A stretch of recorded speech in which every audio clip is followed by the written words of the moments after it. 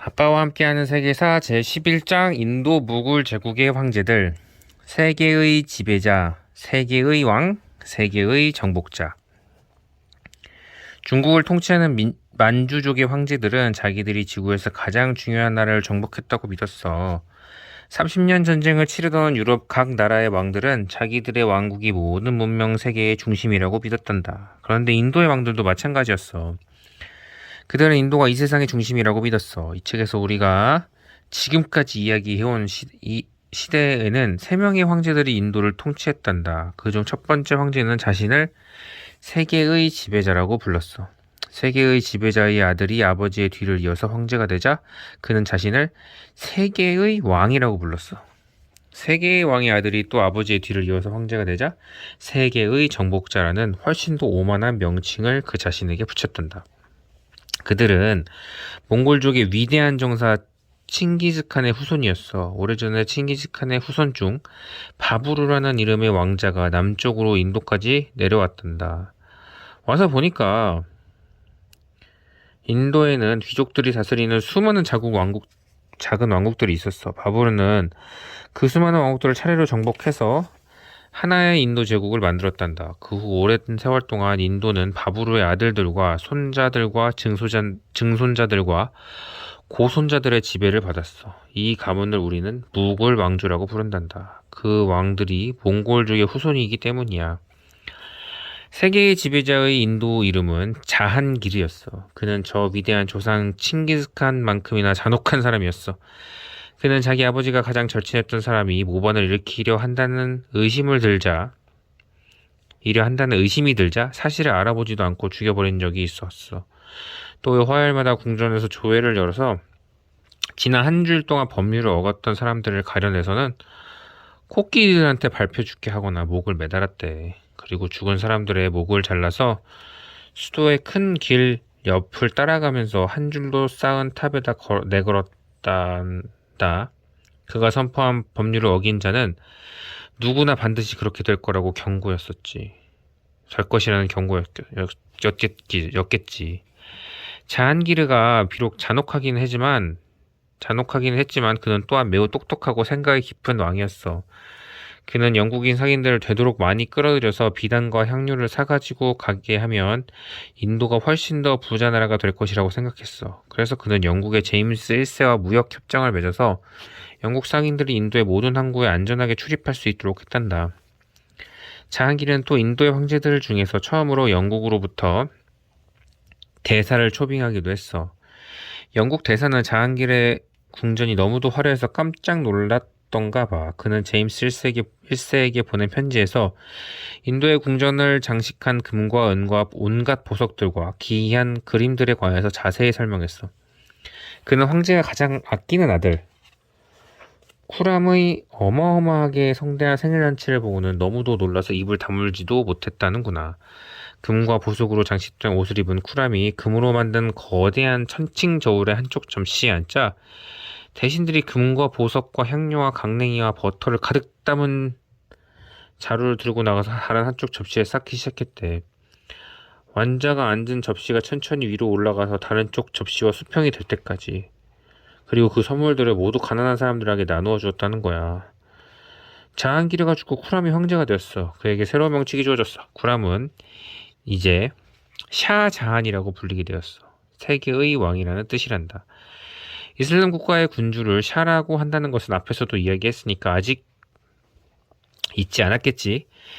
자한은 세계라는 뜻이라는 것도 벌써 알아차렸을 거야. 그렇지? 그래서 샤자한은 황제가 되자마자 자기도 아버지만큼 강력한 황제라는 것을 누구나 인정하지 않을 수 없도록 만들려고 했어. 그는 황제의 자리를 놓고 경쟁했던 모든 자들을 죽여버렸어. 당연히 그의 형제들이 모두 죽임을 당했단다. 그리고 변방의 몇몇 고을들이 그의 지배에서 대항해서 반란을 일으키려 하려는 소식이 전해졌을 때 자신이 직접 달려가서 반란자들과 싸웠대. 그런데 이 세계의 왕은 혼자 제국을 통치했던 건 아니었단다. 그에게는 그의 자식을 14이나 낳은 뭄타즈 마할이라는 이름의 아내가 있었어. 그 아내가 늘 남편을 따라다니면서 나란히를 조언했고 전투 작전 같은 작전 같은 것까지 같이 의논했단다. 황제는 그의 권위의 상징인 국세를 왕비에게 맡겨두었어. 그래서 법령을 만들 때마다 왕비한테 가서 승인을 받고 그 문서의 도장을 받았대. 그런데 샤자한이 황제가 된 지 불과 3년 만에 그에게 비극이 일어났어. 그가 왕비와 함께 군대를 이끌고 싸움터에 나갔는데 왕비가 그만 병이 들어서 죽어버렸던 것이야. 샤자한이 얼마나 비통해했는지 그의 머리가 대번에 새하얗게 새어버렸대. 또 얼마나 울었는지 눈이 짓무르고 시력이 몹시 나빠져서 그 이후 평생 안경을 썼다는구나. 그는 2년 동안이나 죽은 아내를 애도하면서 지냈대. 그 2년 동안 음악도 듣지 않고 좋은 옷도 입지 않고 기름진 음식도 먹지 않았다고 해. 그렇게 2년이 지난 후에 샤장은 뭄타즈 마할을 위해서 마우솔레움을 짓겠다고 결심했단다. 마우솔레움이란 웅장하고 화려한 무덤 건축을 말하는 것이란다. 그것은 그가 아내를 얼마나 사랑했는지 온 세상 사람들에게 보여주려는 결심이었어. 샤자한은 그 무덤을 짓기 위해서 가장 고운 반투명 대리석과 가장 붉은 사암을 채굴했어. 벽을 장식하기 위해서 초록색 옥과 다이아몬드, 하늘색 터키석 등 온갖 진귀한 보석들을 모았어. 그는 아내의 무덤이 맑은 강물을 굽어볼 수 있도록 야무나 강의 가장 아름다운 강둑을 그 장소로 선택했어. 2만 명의 장인들이 20년이 넘도록 공사를 했단다. 그들은 빨간 사암으로 기초를 놓고 그 위에 거대한 대리석 돔 건물을 짓고 또 그 주위에서 여러 개의 작은 돔들을 지었어. 무덤 앞에 거대한 정원에는 튤립과 수선화를 심었어. 무덤의 양쪽 옆에는 빨간색 모스크를 지어서 인도의 이슬람 교도들이 예배를 올리게 했어. 모든 건물들에는 덩쿨과 열매와 잎의 모양을 섬세하게 새겼고 또 이슬람의 성전 코란의 구절들을 아라비아 문자로 너무도 아름답게 새겼단다. 꽃과 덩쿨 모양은 모두가 보석으로 장식되었는데 단 한 송이의 꽃이 50개의 보석으로 장식된 것도 있어. 샤자한은 인도에서 가장 아름다운 건축물을 지었던 것이야. 타지마할이라고 불리는 이 대능원은 지금 세계의 8개의 불가사의로 알려져 있어. 샤자한은 대능원 공원을 감독하느라 나랏일을 거의 4아들에게 맡겨두고 있었어. 그의 아들들은 모두 샤자한의 군대의 장군으로서 제국을 4수로 나누어서 통치했단다. 그중 아우랑제부는 특히 영리하고 용감한 장군이자 통치자로서 아버지의 제국을 위해서 수많은 전쟁을 지휘했단다. 그러나 아부랑제부가 수많은 도시들을 정복하여 아버지의 군대에게 승리를 안겨주었지만 샤자한은 그에게 상을 주지 않았단다. 그는 아부랑제부를 툭하면 꾸짖고 오히려 지위를 깎아내렸어. 샤자한이 제일 아끼는 아그들은 다라였어. 다라는 늘 궁전에서 아버지를 따라다니고 아버지의 사랑과 신임을 독차지했단다. 샤자한이 다라에게 왕위를 물려주겠노라고 선언하자 아부랑제부가 반란을 일으켰어. 그는 군대를 이끌고 수도로 쳐들어가서 다라의 군대를 남김없이 무찔렀어. 다라는 멀리 달아나고 샤자한마저도 아들에게 항복하지 않을 수 없었단다. 아부랑제부는 아버지를 그의 성체에 가두었어. 그리고 물과 음식과 하인들과 의사들을 들여보내 주었지만 샤자한이 성체 밖으로 나오는 것만은 허락하지 않았단다. 샤자한이 아들에게 편지를 써서 자기의 처지를 불평하자 아부랑제부는 펜과 종이마저 빼앗아 버렸대. 아부랑제부가 인도의 황제가 되었어. 그는 스스로를 세계의 정복자라고 불렀단다. 샤자한은 그의 성체에 갇힌 채 끊임없이 시름에 잠겨 살다가 세상을 떠났어. 그는 타지마을에서 뭄타즈 마을의 바로 옆에 묻혔어. 세계의 정복자 아부랑제부는 그 지위를 놓고 아무도 무엇라 할 수 없는 인도의 황제가 되었단다. 인도를 망하게 한 아부랑제부의 3가지 결정.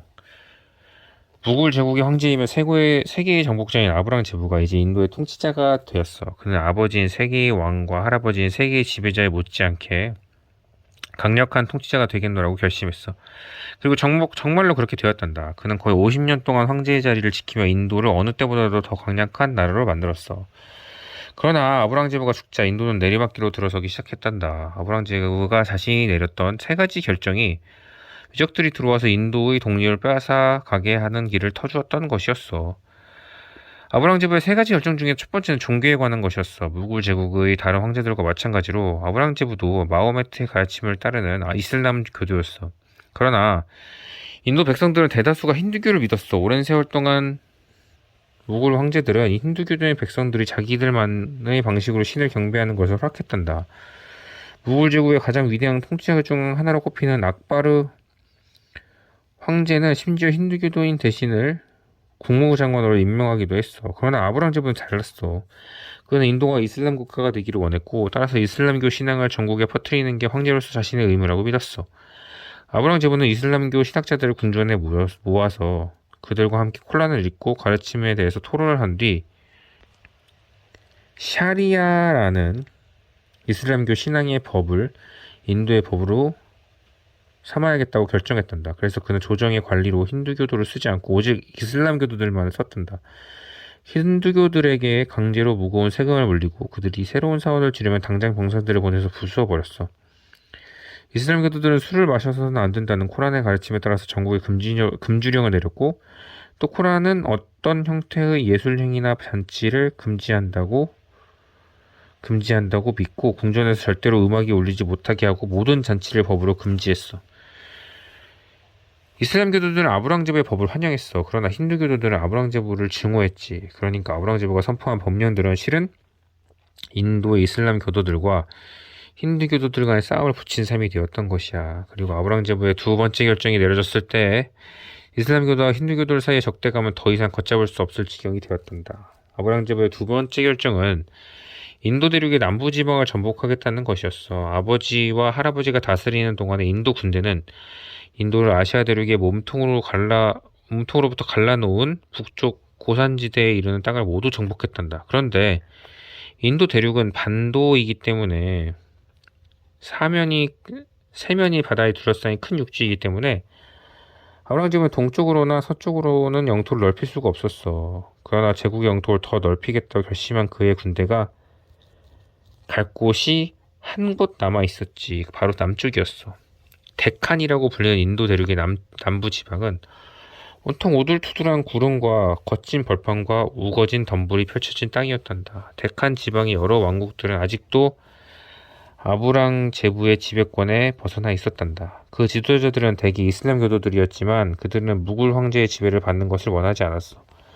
그래서 데칸 지방의 여러 왕국들은 자기들끼리 똘똘 뭉치는 한편 인도 대륙의 남서부에 사는 힌두교 부족들과도 힘을 합쳤단다. 마라타라고 불리는 이 힌두교 부족들은 아브랑제부가 그가 지배하는 힌두교도들을 천하게 여기고 학대하는데 아주 화가 나 있었어. 그래서 그들이 기꺼이 데카 지방 사람들과 힘을 합쳐서 아브랑제부와 싸우겠다고 나섰단다. 여러 해를 걸친 전쟁 끝에 아브랑제부는 데칸 지방의 여러 왕국들을 정복했어. 그러나 데칸 사람들은 아브랑제부의 통치에 복종하지 않았단다. 곳곳에서 백성들이 들고 일어났어. 또 마라타 사람들은 게릴라 부대라고 작은 무리를 이루어서 기습 공격을 가하고 도망쳐버리는 방식으로 무굴 제국의 관리들과 군대를 괴롭혔단다. 아브랑제부는 25년 동안이나 데칸 지방에 나가 있었어. 정복당한 도시들이 다시는 반항하지 못하도록 억누르는 한편 지칠 줄 모르고 달려드는 힌두교도 게릴라 부대와 싸우느라 잠시도 자리를 비울 수 없었던 것이야. 그는 제국의 일을 까맣게 잊고 있었어. 그는 25년 동안 단 한 번도 수도인 델리에 돌아가지 않았단다. 아브랑제부는 이슬람 교도들만 대접하고 힌두 교도들을 천하게 여기는 결정을 내림으로써 그의 제국의 일부를 적으로 만들었어. 그는 또 인도 대륙의 남부 지방을 정복하는데 몰두한 나머지 다른 나라의 일을 소홀히 했어. 그리고 그는 인도를 영영 망쳐버리게 할 결정을 또 한 가지 내린단다. 그가 데칸 지방의 작은 왕국들과 싸우는 동안에 영국인들이 인도로 와서 그들의 도시를 만드는 것을 허락했는데 이것이 바로 그의 세 번째 결정이었단다. 아브랑제부의 할아버지인 세계의 지배자 자한기르가 영국과 무역 협정을 맺었다는 것은 아직 기억하고 있겠지? 영국 상인들이 인도의 곳곳에 무역항을 만드는 것을 허락하는 조항이었어. 그런데 영국인들이 인도의 동쪽 해안 벵골이라는 지역에 새로운 무역항을 만들려고 했어. 그들은 아브랑제부에게 상선들이 정박할 항구를 건설할 뿐만 아니라 거기에 무슨 공장을 짓는 것까지 허락해달라고 요청했어. 아우랑제부가 허락했어. 남부지방을 정복하고 다스리는데 여념이 없었던지라 이것저것 제대로 따져보지도 못했을 것이고 그저 영국인들이 인도에 와서 도시를 만들면 인도가 더 부자가 될 것이라고 생각했겠지. 영국인들이 곧바로 공사를 시작했어. 나중에 캘커타라는 이름으로 세계에 알려지게 되는 도시가 이내 완성되었단다. 그리고 영국인들이 그 도시에 공장을 세웠어. 런던으로 싣고 갈 비단을 만드는 공장이었지. 점점 더 많은 영국인 남녀들이 캘커타로 몰려왔어. 오래지 않아 그곳은 인도의 도시라기보다는 영국의 식민지에 더 가까운 모습으로 변해가기 시작했어. 영국 배들을 보호한다는 핑계로 영국 군대가 캘커타에 주둔하고 화약을 만드는 공장들이 잇따라 생겨났단다. 아우랑제부는 미처 몰랐겠지만 캘커타는 머지않아서 영국이 인도를 잡아먹기 위한 거점이 되어 있었던 거야. 그러니까 영국인들이 캘커타를 만든 것은 인도를 지배하기 위한 사전 작업이었다는 말이지. 인도가 영국에게 잡아먹힌 것은 아우랑제부가 죽은 뒤의 일이었어. 그러나 죽음을 바라보던 무렵에 아우랑제부는 인도를 거대하고 부유한 이슬람 제국으로 만들고자 했던 그의 모든 노력이 오히려 인도를 훨씬 더 허약한 나라로 만든 결과가 되었다는 것을 깨달았단다. 죽기 직전까지 아우랑제부는 데칸 지방에 머물면서 끊임없이 터지는 반란을 진압하고 있었어. 그는 데칸 지방에서의 오랜 전쟁으로 군대의 5분의 1을 잃었어. 살아남은 병사들 사이에선 역병이 돌았어. 마라타의 게릴라들은 아직도 끈질기게 그를 괴롭혔어. 그러나 그는 이제 90살 나이로 지칠 대로 지치고 병들 대로 병든 노인이 되어 있었어. 수도에서는 아우랑제부가 없는 동안에 나랏일을 맡았던 대신들이 나라의 돈을 제멋대로 쓰고 백성들의 삶에는 관심이 없고 범죄가 들끓어도 그저 복고만 있었고 늙고 지치고 병들어서 죽어가는 아우랑제부는 그의 아들에게 보낸 편지 이렇게 썼단다. 나는 내가 누구인지를 모르겠구나. 이제까지 내가 도대체 무엇을 해왔는지도 모르겠어. 나는 죄를 지었는데 어떤 벌이 나를 기다리고 있을지 알 수가 없구나. 인도를 위대한 나라로 만들고자 했던 아우랑제부의 염원과 노력은 물거품이 되고 말았단다. 그는 인도가 기어이 망하고야 말 것임을 예감한 채 눈을 감았어.